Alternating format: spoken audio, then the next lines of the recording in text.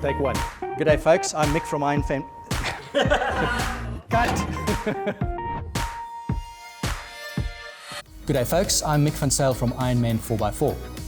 This past weekend I watched a very interesting and entertaining video on YouTube. It was about some guys that were trying to get off the beach on Fraser Island. Fraser Island is a very sandy island, four-wheel drive destination in Australia. The sand was very loose, it was very hot, and the guys were getting super stuck.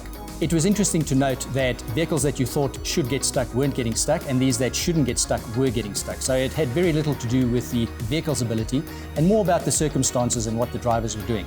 Now, when I was taught sand driving, I was taught three things. The first thing to do is to check your tire pressure. Tire pressure is critical. You don't want to be pushing through the sand, you want to be riding on top of the sand. The way to achieve this is to deflate your tires and increase the size of the patch that the tire is in contact with the sand.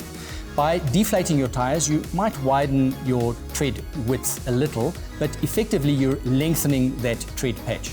And that's what gives you flotation on top of the sand. The second thing you need to do is to ensure that you have proper suspension fitted to your vehicle. I noticed many of those vehicles where the wheels were actually bouncing over the sand. The sand's not very smooth, and it had been churned up by the guys who were trying to get out previously, so there's a lot of undulations in the sand, and you want to ensure that your shock absorbers are working properly to keep the tires in contact with the sand at all times. And the third thing is throttle control. If you go too slow, you don't have enough momentum, and you stop floating on top of the sand and you sink away.